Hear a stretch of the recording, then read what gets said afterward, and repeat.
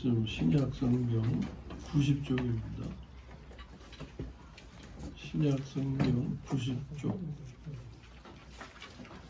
누가복음 2장 40절에서 52절까지입니다.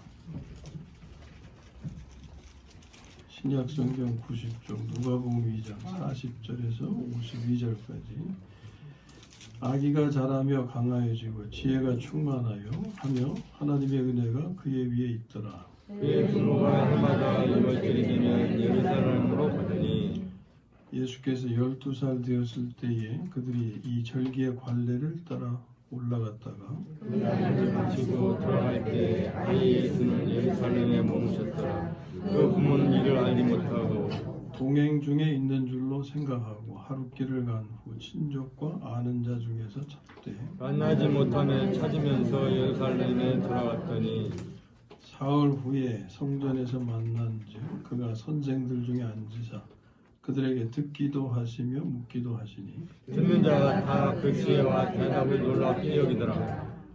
그의 부모가 보고 놀라며 그의 어머니는 이르되 아이야 어찌하여 우리에게 이렇게 하였느냐 보라 네 아버지와 내가 근심하여 너를 찾았노라. 예수께서 이르시되 어찌하여 나를 찾으셨나이까? 내가 내 아버지 집에 있어야 될 줄을 알지 못하셨나이까 하시니 그 부모가 그가 하신 말씀을 깨닫지 못하더라. 예수께서 함께 내려가사 나사렛에 이르러 순종하여 반드시더라. 그 어머니는 이 모든 말을 마음에 두니라. 같이요. 예수는 지혜와 키가 자라가며 하나님과 사람에게 더욱 사랑스러워 가시더라. 아멘. 오늘 나누고자 하는 말씀은 하나님과 사람에게 사랑받는 길에 관한 것입니다. 이 다 우리의 소망이죠. 하나님께 사랑받기 원하시죠. 또 사람들에게도 사랑받는 사람이 되기 원하시죠. 아내에게 사랑받는 남편이 되기 원하시죠. 남편에게 사랑받는 아내가 되기 원하시죠. 한 분만 그러시네. 믿음대로 될지어다.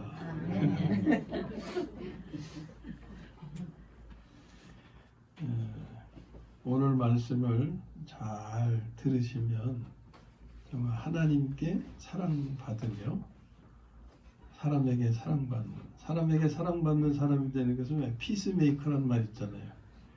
먼저 가정에서 화목을 이렇게 도모하는 사람이 되면 가정에서 사랑받겠죠. 그렇죠? 예.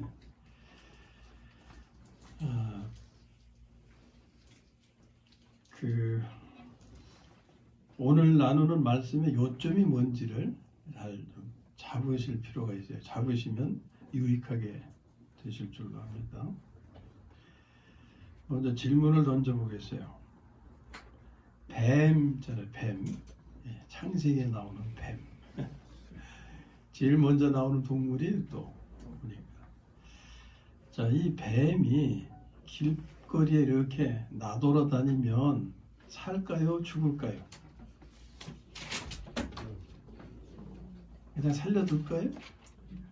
너도 뭐 생명인데 잘 살아라 그러고 그냥 내비둬요? 당장 잡죠. 그러면 잡혀 죽게 되죠. 뱀을 나돌아다니게 두는 사람은 없을 겁니다. 왜 그럴까요? 뱀은 사람을 이롭게 하는 동물로 생각하지 않죠. 해롭게 하는, 해코지하는 동물로 생각하니까 그렇게 처리하는 거예요. 그러나 그 뱀이 살 수 있는 길,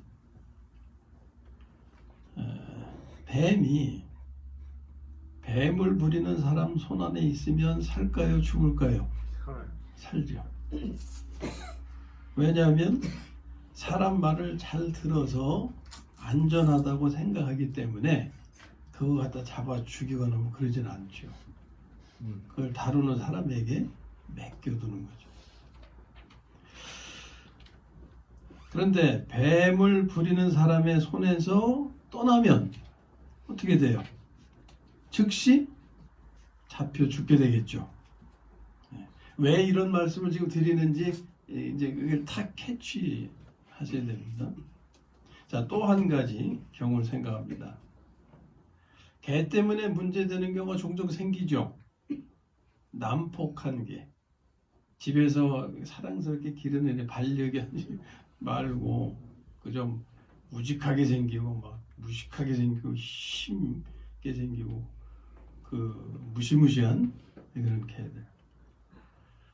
난폭한 개가 있는데 이게 제멋대로 돌아다니면 어떻게 될까요? 살까요? 죽을까요? 죽죠. 역시 잡혀 죽을 겁니다. 더군다나 사람을 물면은 그냥 즉시 죽게 되죠. 그러나 이 개도 난폭하다 하더라도 주인 말 잘 듣고 얌전히 있으면 죽지 않겠죠. 예? 주인 말 잘 듣고 있으면. 그러니까 난폭한 개가 살 길은 뭡니까? 주인 말에 순종하고 얌전히 있는 거예요. 근데 난폭한 개가요, 지가 그렇게 되고 싶어 그렇게 됐나요? 그렇게 본성이 그러니까 그게 나오는 건데 그대로 놔두면 죽을 수밖에 없고, 잘 그것이 이렇게 제어가 되면 생명이 지켜질 수 있다 하는 거예요. 그러니까 난폭한 개가 살 길은 자신의 난폭함이 제어되어 드러나지 않는 것인데 그렇게 될 수 있는 유일한 길은 순종이다. 순종. 자, 이제 사람의 경우를 우리가 생각해 봐야 됩니다. 사람도 이와 마찬가지예요. 자, 사람은 어떤 과에 속합니까? 과 그러면 좀 어려운 말인가요? 종류. 사람은 어떤 종류에 속합니까? 순한 양과입니까? 아니면 독사나 난폭한 개과입니까? 한번 대답해 보세요. 아, 그래서 지금 이 말씀을 나누는 거예요, 처음에.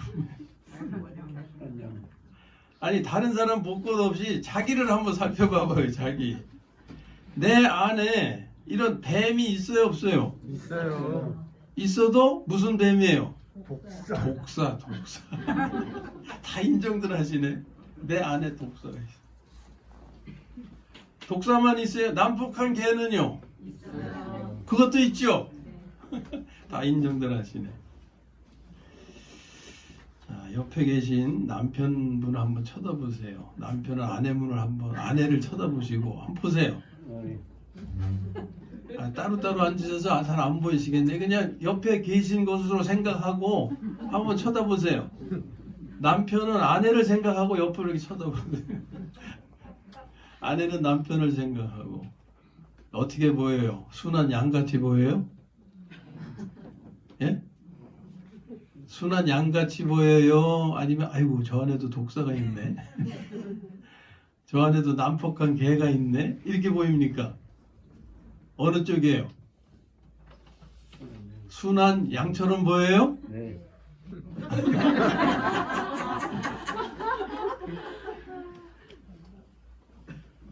참 눈이 이쁘시고 마음이 이쁘시네. 네.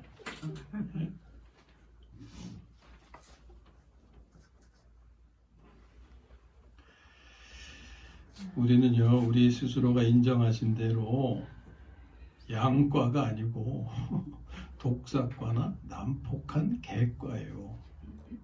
이걸 아셔야 돼요. 그래서 제가 그런 말씀 종종 드렸잖아요.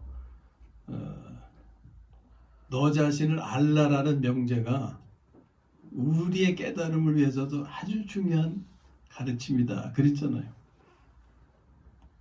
아, 나는 양과가 아니라 독사과나 난폭한 개과구나. 이걸 깨닫는 것이 너 자신을 알라 하는 거예요.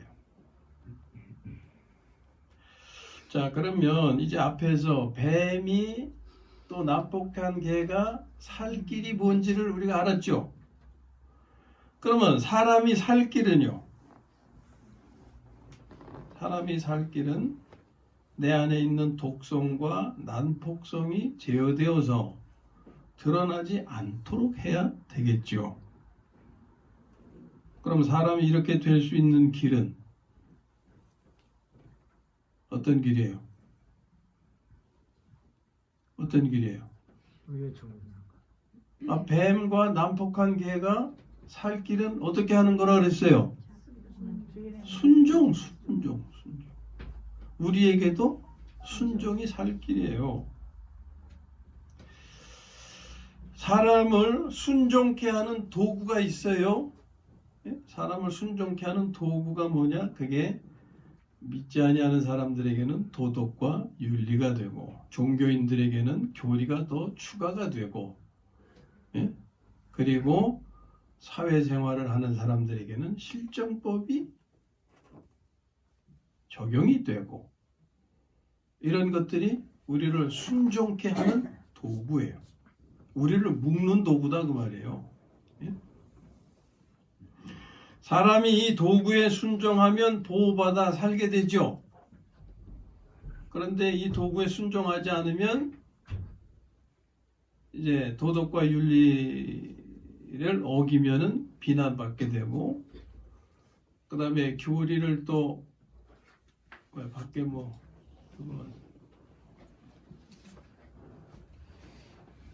교리를 어기게 되면은 그냥 제멋대로의 신자가 되고, 그렇죠. 나가서 사회생활에서 실정법을 어기면 벌을 받게 되죠. 물질로 손해를 본다든지 감옥에 간다든지 그런 손해를 보게 되잖아요. 그런데 거기에 순종하면 보호받는 거예요. 제멋대로 돌아다니게 되면 우리 안에 있는 독을 뿜게 되고 난폭성이 나타나게 되어서 보호받지 못하고 죽게 되는 거죠. 죽는다고 하는 것은 실제로 죽을 수도 있고, 실제로 죽진 않아도 죽을 맛으로 살게 되면 죽는 거나 마찬가지죠. 실제로 죽는 경우는 살인범들 잡혀서 사형원도 받으면 죽잖아요. 실제로. 유명한 이름 잊어버리죠. 고재봉. 어릴 때 또 각인된 이름인데, 그냥 살인자 그러면 고재봉. 그 사람 만나본 적도 없는데. 또 이런 경우도 있잖아요. 참 비극적인 예가 되지만, 엄마를 괴롭혀서 자식에게 맞아 죽은 아빠, 이런 경우. 그건 그놈의 성질 때문에 그런 거 아니에요. 그 성질에다 기름을 붓는 게 뭐냐면 술이 들어가면 또 그냥 제정신이 아니게 만들어가지고서 죽을지도 모르고 그냥 막 난폭하게 행동하게 하잖아요. 그러다가 맞아 죽는 거죠. 제멋대로 돌아다니며 독을 뿜고 난폭하게 행동하는 것은요, 성경에 그런 일이 있어요. 예수님이 거라사인 지방 지나가는데 무덤가에 귀신 들린 사람이 살고 있었죠. 거기서 지내고 있었죠. 어떤 모습으로? 벌거벗은 모습, 그냥 아주 흉하게 하면서 손에 사슬에 묶여 있었죠. 근데 그냥 이게 발작을 하면은 그 사슬이 어떻게 된다고 그랬어요? 그것도 끊어버린다고 그랬잖아요. 그 귀신 들린 자가 그냥 이 사회에서 미친놈으로 격리된 그런 사람을 말하는 게 아니에요. 우리의 영적인 상태가 바로 그런 사람과 다를 바가 없음을 우리에게 말씀하고 있는 거예요. 우리가 문화인으로서 아주 그냥 좋은 환경에 좋은 곳에 그렇게 사는 것 같이 여기실지 몰라요. 그러나 우리의 영적인 상태는 무덤가에 사는 사람과 다르지 않다.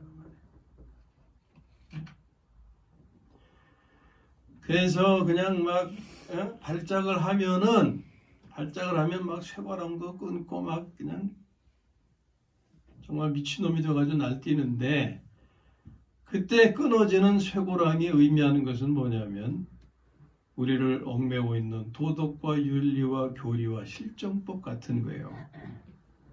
우리가 좀 멀쩡할 때는 그걸 잘 지키려고 하지만 제정신이 아니게 되면 도덕과 윤리가 무슨 소용이 있어요? 부모님이 눈에 뵈기나 해요? 목사가 눈에 뵈기나 해요? 선생님이 눈에 뵈기나 해요? 예? 교리가 무슨 소용이 있어요? 성경만큼 훌륭한 교리가 또 어디 있어요? 아무리 훌륭해도 이 교리가 우리를 훌륭하게 만들어주지 못한다는 말이에요. 이걸 오히려 다 끊어버리고 그냥 자기 본전 다 나오는 거예요. 그러다가 실정법에 저촉이 되면 이제 체벌을 받고 또 벌금을 내고 이렇게 되는 거죠. 이게 순종하지 않는 사람의 삶이 되는 거죠. 제멋대로 돌아다니며 독을 뿜고 난폭하게 그냥. 아까 진짜로 죽는 경우 예를 들었지만, 죽지 않는다 해도 그 삶은 사랑받지 못하여 죽을 맛이 되는 경우는, 예를 들면 요새 그 공포의 대상이 조두순 같은 사람, 그런 경우 사형은 받지 않았지만 그 사람은 사랑받는 사람이에요? 공포의 대상이에요? 공포의 대상이에요. 오히려 피해자가 그 사람을 피해서 이사갈 정도. 자, 그래서 우리도 순종이 필요한 사람들이다. 순종하지 않으면 우리도 죽어요. 순종이 필요한데, 뱀이나 개는 사람에게 순종하지만 우리는 누구에게 순종해야 돼요? 하나님께 순종해야 되죠. 하나님만이 내 안에 있는 뱀독을 통제하실 수 있는 능력이 있으시기 때문에 우리는 오직 하나님께 순종해야 된다.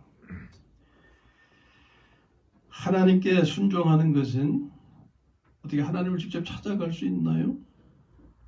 말씀에 순종하는 거예요. 예수님께서 포도나무 비유에서 말씀하셨잖아요. 너희가 내 안에, 내가 너희 안에. 그런데 너희가 내 안에, 내 말이 너희 안에.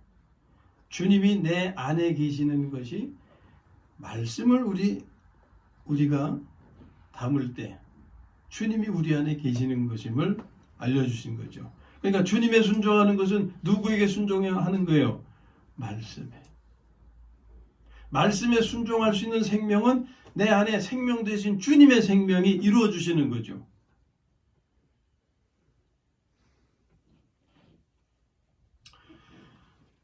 우리가 말씀에 순종해야 하는 것은 하나님께서 사람에게 말씀을 주셨기 때문이다. 하나님께 순종하는 것은 또한 부모님, 선생님, 목사님, 어른에게 순종하는 것이에요. 왜냐하면 이런 분들은 하나님께서 하나님을 대신하여 세우셨기 때문에. 그래서 대리권이라는 개념이 있죠. 대리권. 혼자서 다 할 수 없잖아요. 모세가 이스라엘을 이끌어야 되는데 혼자 다 했어요? 처음에는 혼자 다 하려고 하니까 그걸 감당하지 못해가지고 막 이러니까 지혜로운 사람이 어떻게 했어요? 1000부장, 100부장, 10부장, 그 다음에 이게 나누어서 그렇게 이끌어가게 했잖아요. 그게 대리권이에요. 대리권. 학교에서도 선생님이 반장을 세우잖아요. 반장. 그러면 반장 말 무시해야 돼요? 잘 따라야 돼요? 잘 따라야 되죠. 왜? 선생님이 세우신 대리권이기 때문에. 자, 사람을 이렇게 하나님께 순종하고 말씀에 순종해야 되는데, 그리고 또한 대리권위에 순종해야 되는데, 순종하기 위해서는 절대적으로 필요한 게 있어요. 절대적. 왜 절대적이라는 표현을 쓰는 것은 하지 않으면 안 되는 거, 반드시 해야 하는 거, 오직 유일한 것, 이거 아니면 안 되는 것, 이런 의미가 절대적인 거예요. 해도 되고 안 해도 되고, 선택적이다 아니다 그 말이에요. 상대적이 아니다 그 말이에요. 누구를 만날 때는 하겠지만 그렇지 않으면 안 하고, 이건 선택적이죠. 상대적이죠. 그게 아니에요. 절대적. 절대적으로 필요한 것이 있는데 그게 뭐냐? 기도다. 따라해보세요. 기도다. 기도다. 마가복음 9장 28절 29절에서 기도의 위력을 말씀하고 있습니다. 거기서 예수님께서 이제 귀신 들린 자를 고치셨는데 제자들이 하려고 하니까 안 됐어요. 예수님이 하니까 금방 치유가 됐어요. 그때 이제 왜 자기네들은 안 되고 예수님만 되는지 그걸 물은 거거든요. 집에 들어가시며 제자들이 조용히 묻자오되 우리는 어찌하여 능히 그 귀신을 쫓아내지 못하였나이까. 이르시되 기도 외에 다른 것으로는 이런 종류가 나갈 수 없느니라 하시니라. 아멘. 자, 여기서 귀신 쫓는 것에 대한 말씀이에요. 기도의 능력으로. 근데 여기서 귀신을 쫓는다는 게 우리의 삶에서 어떤 의미를 가지고 있느냐, 이것을 깨달아야 되는 거예요. 그냥 귀신 쫓는다고 하니까 무슨 미친 사람들만 쫓아내는 그런 걸 생각하실 수 있는데, 자, 일단은 기도의 능력이 귀신을 쫓는다. 이렇게 말씀을 하셨어요. 기도가 아니고서는 귀신은 쫓겨나가지 않는다 하는 걸 여기서 말씀하셨는데,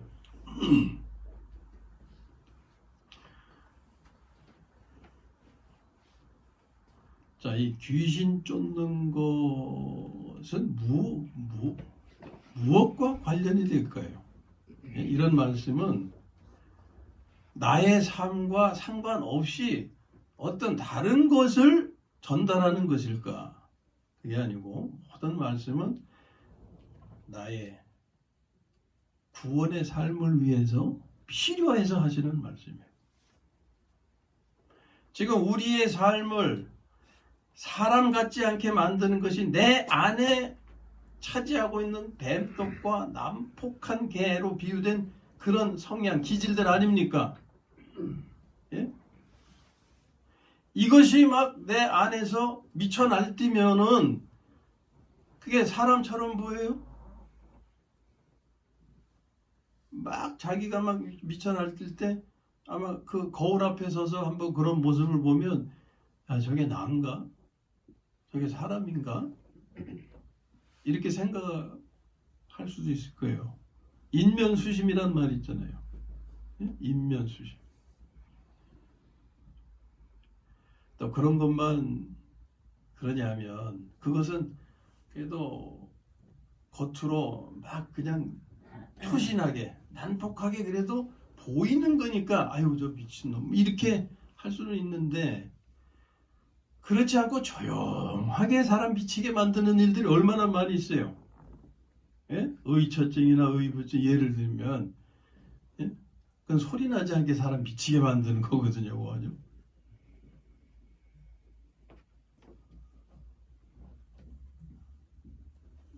그런 것들이 다 무엇의 발작입니까? 독성의 발작이에요. 예? 내 안에 독성이 하는 게 나를 미치게 하는 거예요. 이게 미치게 하는 거. 나도 미치게 만들고 그 미친 나를 대하는 그 사람도 미치게 만들고. 자, 지금 사람으로 하여금 순종치 못하게 하는 요인, 이런 것들을 지금 드러내고 있습니다. 그 뱀독으로 표현되고 있는데, 그래서 이 뱀독을 제어해야 한다는 거예요. 이 잘못 들으시면 제거해야 이렇게 들으시면 안 돼요. 이거 제거할 수가 없어요. 뱀독은 난폭한 개의 난폭한 본성 그것을 제거할 수 있습니까? 제거할 수가 없어요. 제어해야 돼. 제어. 우리 안에 뱀독은 우리가 죽기 전에는 이게 같이 있는 거예요. 그래서 이 뱀독으로 말미암아 발작하는 현상은 제어해야 될 요인이지 제거할 요인이 아니다. 제거할 수가 없어요. 제거하는 그 자체가 죽이는 거예요. 뱀독을 제어하는 것은 바로 귀신을 쫓는 것과 같은 것이다. 그러므로 우리는 뱀독을 제어하기 위해서 기도해야 하는 거예요. 나 자신을 위해서도 그렇고 다른 사람들을 위해서도. 그 기도가 뭐냐? 생명을 바꾸는 기도다.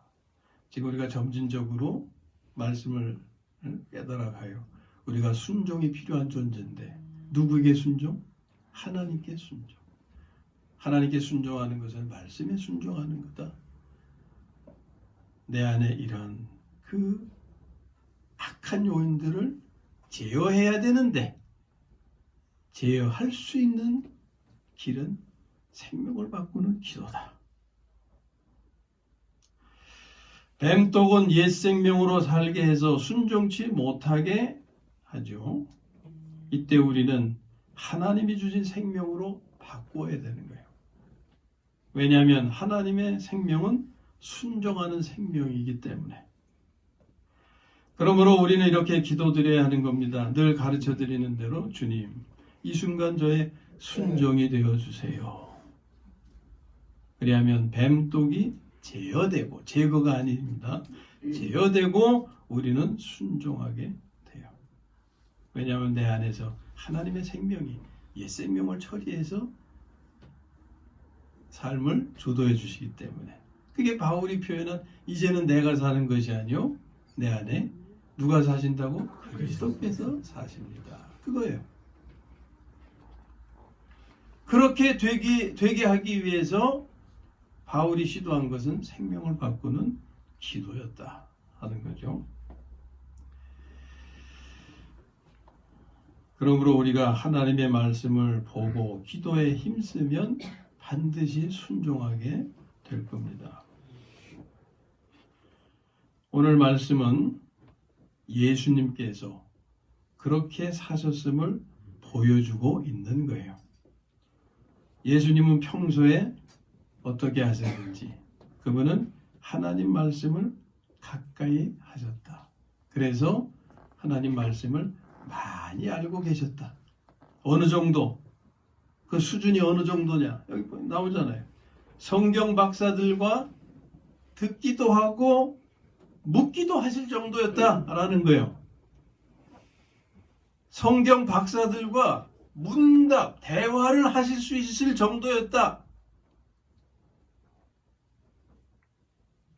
성경 박사들은 예수님의 말씀을 듣고 그 지혜와 대답에 놀라고 있죠. 자, 이제 이것이 우리를 향한 질문이 되어야 되겠죠. 여러분들은 어떻습니까? 말씀을 보십니까? 나는 어떤가? 말씀을 보는 생활인가? 말씀에 관심을 가지고 있는가? 교회 문 밖에 나가면 싹 잊어버리고 사는가? 그러다가 교회 올 때쯤 되면 좀 생각이 나가지고서 그러다가 큰 마음 먹고 결심을 하는 듯 하는데 저 문을 나가면 또 다시 잊어버리고. 지난 주간에 김현주 권사님 가게를 신방한 일이 있어요. 못 오시니까. 거기는 그 건물에 들어가면 못 나오게 한대요. 그래서 예배 참석을 하고 싶어도 못 하시는 거예요. 전에는 참석하고 가셔서 이렇게 일 보시고 그랬잖아요. 그게 벌써 몇 달이 됐어요.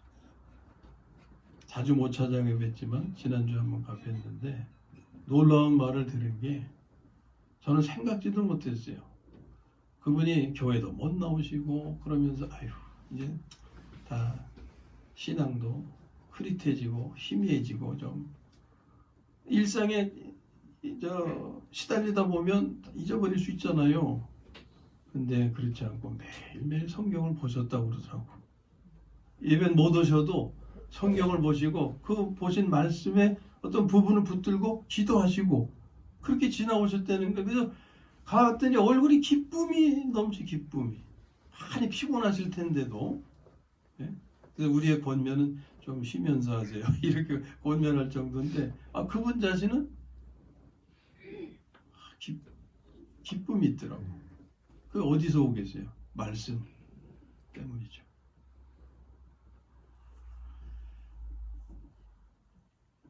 지금 예수님의 경우가 이런 거예요. 예수님의 경우를 우리의 삶에 이렇게 연관시켜 생각하면, 자, 예수님은 12살 6월절 때 1년에 한 번 가신 거예요. 근데 우리는 그래도 주중에는 못 오셔도 주일날 한 번은, 일주일에 한 번은 이렇게 교회 오시잖아요. 그럼 교회 오실 때 오늘은 무슨 말씀을 주실까 하고 이 사모하는, 기대하는 마음으로 오십니까? 물론 우리가 그런 기도를 듣게 되죠. 하나님 생명의 양식도 채워주셔서 그 말씀으로 한 주간 살 수 있도록, 이게 간구하는 그런 기도를 우리가 듣게 됩니다. 자, 그런데 우리가 그런 기대 가지고 임하는지, 또 한 주간 지내시면서 말씀으로 그냥 말씀으로 채우시다 보면 궁금한 점들이 많이 또 생길 거 아니에요. 이건 무슨 의미인가? 그러면 이렇게 물어보고 싶은 마음도 생기고, 뭔가 그런 마음, 관심이 있고 노력이 있어야 무슨 질문도 있는 것이지, 그런 게 없는 분들은 질문할 게 없어요. 그러나 안타깝게도 그냥 주일날 예배만 드리고 말씀만 이렇게 이제 들으시고 그냥 또 돌아가시고 이러니까 뭐 문답할 이런 기회가 그런 게 없잖아요. 그런데 그런 관심을 가지고 계시면 물으실 수도 있단 말이에요. 개인적으로도 무슨 주중에 전화라든지 뭐 하여튼 어떤 방법으로도 물으실 수 있잖아요. 궁금해하는 거. 그래서 예수님이 그런 삶이신 것을 우리에게 보여주시는 거예요.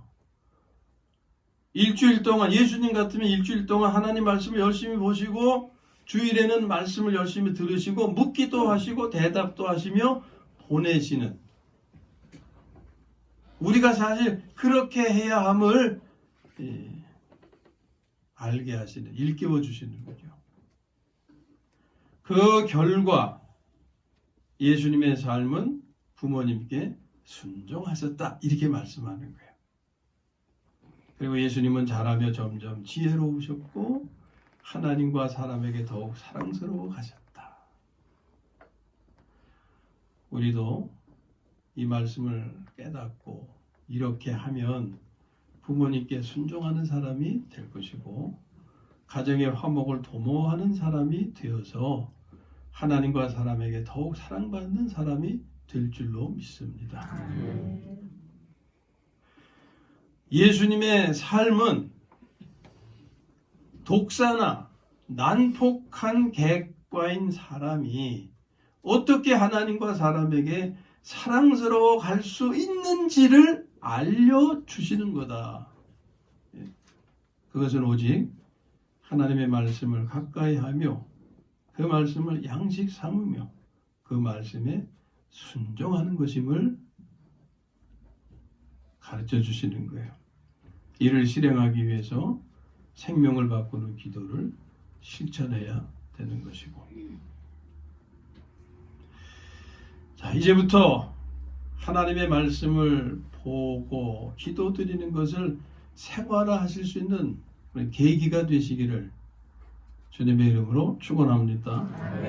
그리하면 반드시 하나님과 사람에게 더욱 사랑스러워 가시게 될 것입니다. 오늘 말씀이 그것을 일러주시고 안내해 주시는 하나의 뭐예요? 매뉴얼. 네? 매뉴얼인 거예요. 인생의 안내서. 아무쪼록 우리 모두 하나님과 사람에게 더욱 사랑스러워 가시는 존귀한 성도님들이 다 되시기를 주님의 이름으로 축원합니다.